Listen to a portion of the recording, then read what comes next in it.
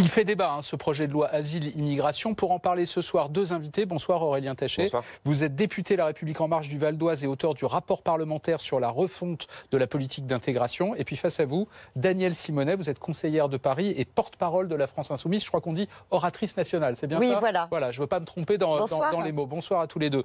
Juste une question d'abord. Vous avez entendu ces critiques. À droite, grosso modo, on dit ce projet de loi, il est laxiste. En gros, il ne maîtrise pas les flux migratoires. Et la gauche, on va en parler avec Danielle Simonet, vous dit c'est insupportable, c'est contraire à nos valeurs, on ne facilite pas l'accueil, donc ça n'est pas une loi propre aux valeurs de la République française. Qu'est-ce que vous dites? Qu'en fond, c'est équilibré et que si les critiques sont à ce point violentes des deux côtés, c'est que le texte de loi est peut-être sur la bonne ligne? Non, mais ce que je dis, c'est que nous, on défend le droit d'asile comme un droit inaliénable qu'on doit mettre en œuvre de la manière la plus effective possible, parce que ceux qui sont menacés de mort dans leur pays seront, et le président de la République l'a rappelé l'autre soir, toujours accueillis en France. Donc ça, c'est quelque chose de très clair. Par contre, sur les autres aspects de la politique migratoire, c'est-à-dire des gens qui viendraient pour travailler, qui viendraient dans d'autres cadres, là, il faut une forme de régulation. Et donc ce projet de loi, il essaie de répondre à ce double objectif. Effectivement, on voit bien que du côté de Laurent Wauquiez et des Républicains, on a une volonté de remettre en cause tout arrivé sur le sol national. J'ai entendu votre invité juste avant, c'était très clair, avec plus aucune régularisation possible, enfin vraiment une politique extrêmement dure et complètement éloignée des traditions d'accueil de la France. Et après, du côté de la France Insoumise, moi je ne connais pas bien les propositions sur la question migratoire. J'ai souvent entendu Jean-Luc Mélenchon dire qu'il fallait agir sur la cause des départs, qu'il fallait régler les guerres au Moyen-Orient, tout ça, mais on tourne autour du sujet sans vraiment dire est-ce que à la France Insoumise, qu'est-ce que vous proposez pour accueillir les réfugiés et les protéger? Alors juste avant de vous donner la réponse, il faut peut-être rappeler pour les gens qui nous regardent ce qu'il y a dans ce projet de loi. Je ne vais pas détailler toutes les mesures, mais au moins les grandes lignes. Réduire les délais de traitement des demandeurs d'asile, faciliter la reconduite à la frontière pour ceux qui ont été déboutés. Il faut rappeler qu'il y a 85 000 déboutés, mais il n'y a que 15 000 personnes qui sont reconduites aujourd'hui, et améliorer l'accueil des droits d'asile. Alors concrètement, pourquoi ce projet de loi ne vous convient pas, Danielle Simonet? Parce que c'est un projet de loi répressif qui va viser finalement à entraver l'accès au droit d'asile. Parce que quand vous réduisez les délais, et surtout que vous réduisez les délais par exemple de recours, vous créez les conditions pour que les personnes qui ont fui leur pays pour des situations au lieu de 30 jours, oui, vous imaginez un jeune majeur de 18 ans qui a risqué sa vie pour justement survivre parce qu'il était menacé de mort dans son pays. Vous connaissez comme moi le nombre de morts en Méditerranée, ou bien pour ceux qui ont traversé les Alpes. Arrivé en France, s'il est débouté, il essaie de faire un recours parce qu'on n'a pas voulu lui reconnaître le droit d'asile, en 15 jours, il faudrait qu'il se transforme en spécialiste du droit. Non, c'est une situation catastrophique. Donc en gros, ce que vous dites, attendez, 470 associations. C'est une bonne idée de réduire les délais. Si on améliorait les conditions d'examen, mais réduire les délais pour justement réduire les délais de recours, pour mieux trier et ensuite débouter et expulser.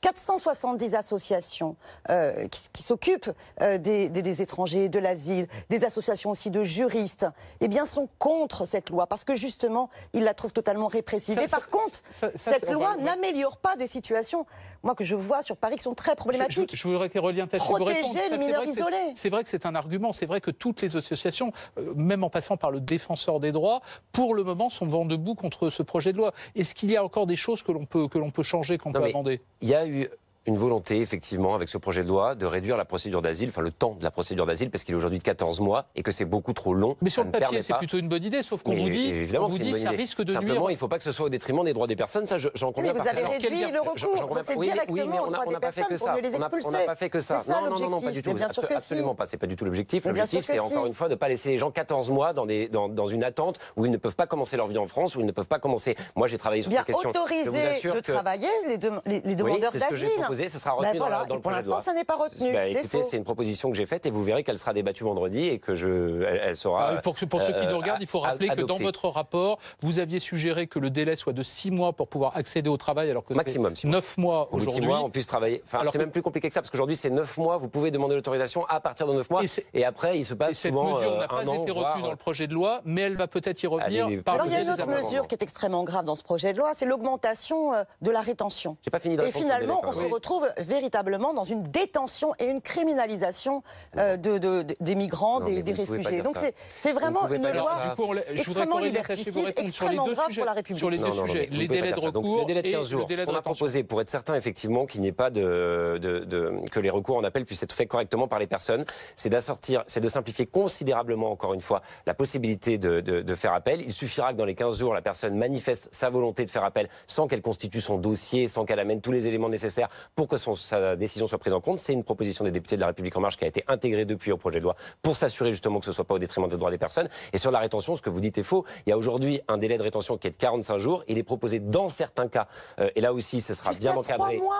Non, jusqu'à 90 jours maximum. Et dans certains cas bien précis que justement on a fait le choix d'encadrer avec mes collègues. Là c'est moi qui vous apporte la contradiction. Aujourd'hui le délai moyen pour 90% des personnes qui sont dans ces centres est de 12 jours. À quoi ça sert de doubler ce délai? Vous avez des cas de figure où ça peut être utile parce qu'on a le temps d'obtenir un laissez-passer consulaire du pays d'origine, on a besoin d'un peu plus de temps. Moi, je suis pour que ce soit strictement encadré parce qu'effectivement, la rétention, ce n'est pas neutre. Ça doit être vraiment la dernière des solutions pour quand on doit procéder à un éloignement et donc il faut l'encadrer strictement, mais il y a des cas où ça peut être utile. Et ce projet de loi ne contient pas que ça. On a parlé de l'autorisation de travailler qui sera débattue dans les prochains jours et qui sera une vraie avancée, mais il y a aussi des titres de séjour plus longs pour les personnes qui seront protégées. 4 ans au lieu d'un an. Ça, c'est une avancée, Daniel Simonet. Oui, il faudrait arriver à un titre de séjour unique pour toutes et tous, la carte de résident de 10 ans, voilà, qui était une grande avancée dans les années 80, pour sortir de la précarité et de la criminalisation des résidents étrangers. Quand vous entendez ce gouvernement qui dit désormais le titre de séjour sera valable pendant 4 ans au lieu d'un an,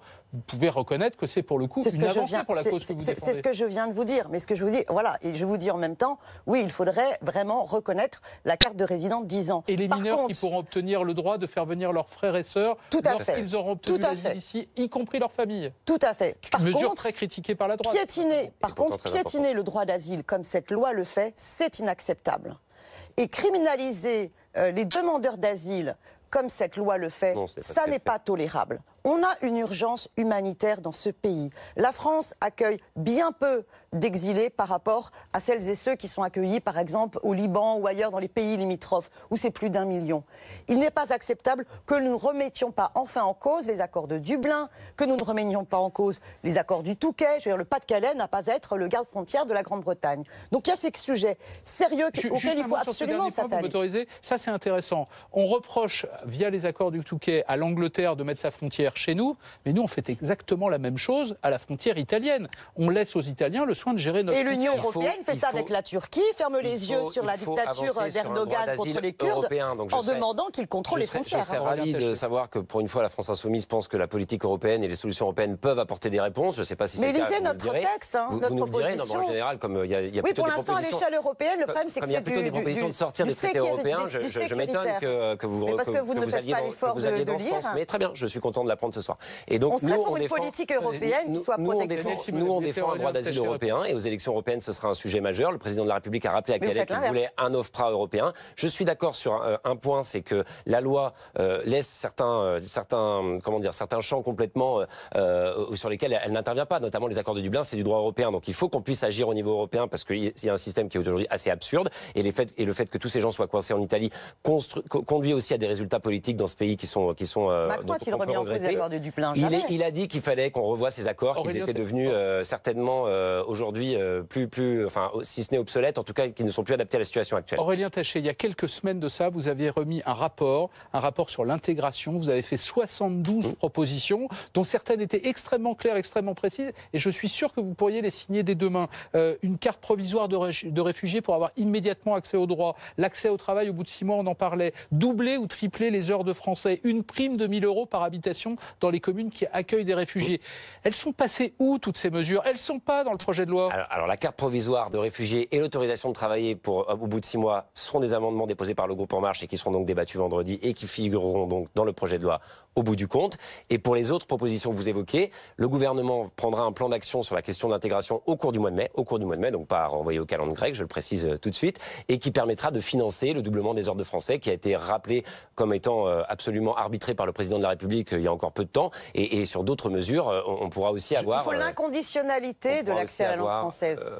Il faut l'inconditionnalité. En Allemagne, c'est 600 heures d'allemand pour les réfugiés qui arrivent sur le sol allemand. Là, ce sera 400 et 600 pour les personnes qui ont le plus de difficultés dans leur langue d'origine. Tous les politiques des gouvernements successifs ont réduit les moyens alloués aux associations pour le droit à la langue et les moyens aussi d'exiger des employeurs qu'ils assument leurs responsabilités dans la formation continue, dans la transmission de la langue. Moi, je peux vous dire que sur le terrain, il y a aussi un sujet qui préoccupe beaucoup celles et ceux qui sont engagés dans la solidarité, qui pensent que cette crise humanitaire, elle exige de nous, c'est la suppression du délit de solidarité. Et je sais que beaucoup participeront aussi à la marche du 5 mai si vous laissez Aurélien contre Macron, contre CNA, parce que ça n'est plus acceptable. Nous proposerons effectivement de considérablement réduire, qu'on ne puisse plus jamais poursuivre quelqu'un qui ne fait qu'aider humanitairement et solidairement un étranger sur le sol national. Ce sera aussi dans le projet de loi. Oh non, c'est bien plus fou que ça. Et vous gardez le délit de solidarité. Non, on veut réprimer les passeurs uniquement et que plus personne ne soit sanctionné pour avoir aidé. Merci d'être venus débattre. Restez avec nous dans un instant. C'est le 20h politique avec Thomas Misraki.